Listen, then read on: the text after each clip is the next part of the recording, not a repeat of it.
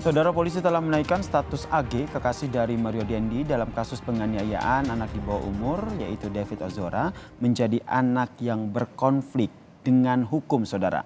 Lalu apa ancaman hukuman bagi seorang anak di bawah umur dalam kasus penganiayaan ini? Kita bahas bersama dengan pakar hukum pidana dari Universitas Pelita Harapan, Bang Jamin Ginting yang telah bergabung di Kompas Malam.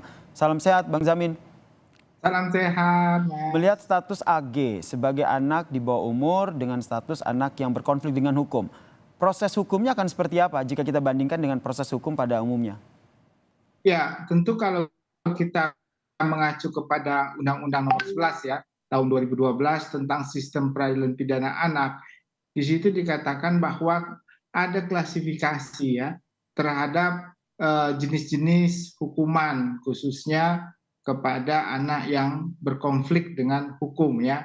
Artinya dalam bahasa sehari-harinya itu adalah sudah dijadikan tersangka ya kalau dia dulunya masih jadi saksi anak yang berhadapan dengan hukum ya. Itu terminologi dalam undang-undang ya di pasal 1 ayat 3. Nah, jadi kalau dia berhadapan dengan hukum, dia itu masih jadi saksi tapi berkonflik dengan hukum, sudah jadi tersangka, jadi sama seperti orang yang jadi tersangka mempunyai hak-hak ya, hak untuk didampingi oleh penasihat hukum ya, hak untuk dilakukan perlindungan ya dengan cara lembaga perlindungan anak atau KPAI di sini harus memberikan perlindungan yang utuh ya kepada anak-anak ini supaya diperlakukan dalam hal pemeriksaan tidak merasa takut ya, tertekan dan mengalami psikologi yang cukup tinggi.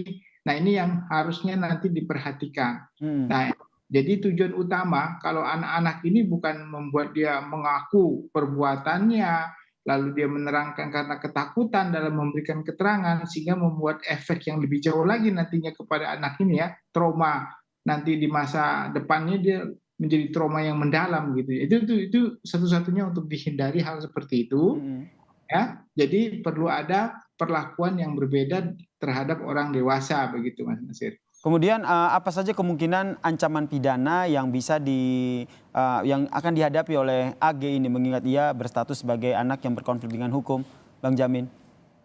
Ya, jadi begini Mas Nasir. Jadi ada beberapa klasifikasi yang diatur dalam Undang-Undang Peradilan Anak ini ya. Kalau anak yang berusia di bawah 12 tahun, maka itu secara otomatis ya, secara otomatis maka anak ini tidak boleh disentuh oleh peradilan. Ya, nggak boleh disentuh. Dia ada namanya diversi. Dia harus anak itu dikembalikan kepada orang tuanya. Jadi tanpa proses peradilan ya. Oke. Nah, karena itu anaknya di bawah umur 12 tahun. Itu klasifikasi pertama. Klasifikasi kedua adalah seorang anak yang berusia 12 sampai 14 tahun yang tadi ya berkonflik dengan hukum, dia dapat diajukan di depan persidangan. Tetapi kategori usia ini dia bisa juga dijatuhi hukuman ya. Ya, tindakan-tindakan apa hukumannya ya? Tindakan hukumannya ya tentu yang lebih ringan ya. Dan salah satunya adalah dikembalikan lagi ke orang tua atau ke panti sosial. Ya, Oke. jadi nanti putusannya menyatakan dia dikembalikan ke orang tua atau ke panti sosial, tapi boleh dipersidangkan gitu, boleh dipersidangkan. Itu 12 sampai 14 tahun ya? Ya, 14 ya. Jadi 12 Kemudian? 14 ya. Lalu anak yang berusia antara 14 sampai 18 tahun. Nah, kalau ini dia harus masuk dalam persidangan. Nah, hukumannya juga dan bisa ditahan ya, bisa ditahan dan divonis hukuman, tetapi hukumannya tidak boleh lebih dari setengah ancaman maksimum dari orang dewasa. Jadi dikurangi setengah ya dari ancaman maksimum orang dewasa. Nah, Oke, itulah. berarti kalau kita lihat dari kasus ini, AG ini kan sudah di atas 14 tahun, berarti 14 sampai 18 tahun. Berarti kemungkinan yang ketiga, masuk ke dalam pengkategorian ketiga, akan mengikuti persidangan, kemudian tetap akan ditahan, namun ancaman hukumannya dipotong setengah, begitu ya, Bang Ya, Jamin? jadi dia Oh. kalau dia 15 tahun kan masuk kategori antara 14 sampai 18 ya. Jadi kemungkinan untuk ditahan itu bisa dan hukumannya juga ya hukuman maksimum dikurangi setengah, paling tinggi setengah dari maksimum ya yang diberikan kepada orang dewasa. Apakah Betul. ada opsi untuk dibebaskan sepenuhnya atau dikembalikan kepada orang tua? Meskipun kalau Tidak, dari tidak. aturannya tidak mungkin begitu.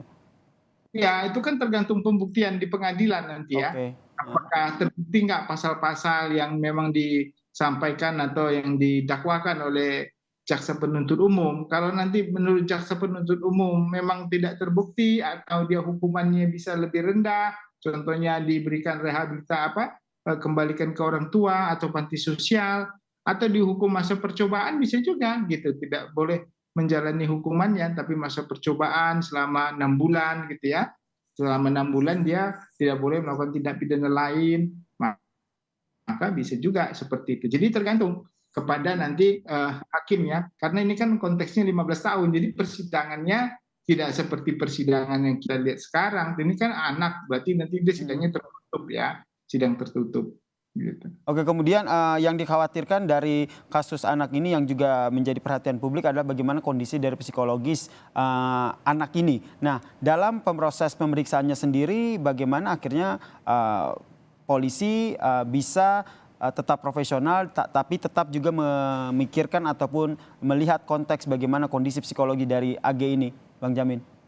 Ya, tentu anak ini tidak akan sendiri ya. Pertama ada kuasa hukum, terus ada pendamping dari lembaga yang memang diberikan ya untuk melakukan pendampingan. Karena nanti dia akan dilihat, diteliti terus secara psikologis, apakah dia mampu atau tidak untuk memberikan keterangan. Kadang-kadang kan depresi ya, anak-anak ini kan juga umur 14 tahun atau 15 tahun ada juga, apalagi wanita ya, perempuan ya, artinya jadi bisa saja waktu dia mau memberikan keterangan dia tidak bisa memberikan keterangan karena trauma atau depresi bisa juga, sehingga harus ada pemulihan dan tidak bisa dipaksakan. Biasanya kalau sidang anak begitu, kalau anaknya nggak bisa memberi keterangan, terpaksa sidangnya di stop dulu Oke. sampai nanti dipulihkan kembali, kan nggak seperti orang dewasa ya yang bisa diperiksa oleh kesehatan badan dan jiwanya gitu. Tapi anak-anak ini kan lebih pada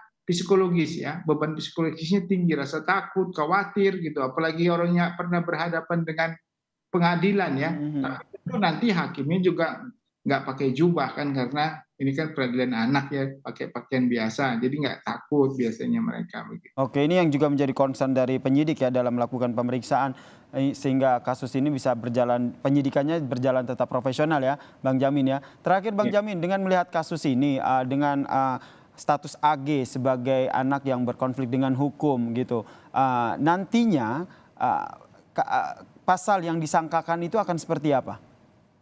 Ya tentu itu pasal yang diatur di ketentuan pasal 76 atau 79 ya, huruf C terkait dengan itu, tapi nanti kan dijuntukan ke pasal terkait pasal 355, karena yang utamanya kan pasal 35 ya, 355 ya, pasal Penganiayaan ya? perencanaan yang mengakibatkan luka berat ya. Mm-mm. Nah, itu nanti bisa setengah dari ancaman maksimum. Kalau dia 12 tahun, berarti ancaman maksimum kepada anak itu 6 tahun begitu. Jadi itu nanti rentetannya dan perlakuannya berbeda tentu, karena kan yang satu kan pelakunya sudah dewasa ya, 20 tahun, yang satu masih anak-anak. Jadi perlakuannya juga beda, sanksi pidananya beda. Ya tentu juga ini yang membedakan bagaimana pengawasan nanti ya, terutama KPAI untuk bisa melihat bagaimana ya proses persidangan ini jangan membuat anak ini menjadi trauma sehingga seumur hidupnya jadi trauma ya. Kita kan nggak mau ya anak-anak Betul, ini betul. seumur hidupnya, hukumannya paling cuma berapa tahun lah kalau kita prediksi ya, kan masih menetap, tapi seumur hidupnya dia trauma, kan kasihan begitu dengan Baik. keadaan seperti ini, gitu ya. Kita nantikan seperti apa proses penyidikan dari kasus ini. Terima kasih Bang Jamin Ginting, pakar hukum pidana Ya, dari Universitas Pelita Harapan telah berbagi informasi bersama kami di Kompas Malam. Salam sehat Bang Jamin. salam sehat, Nasir.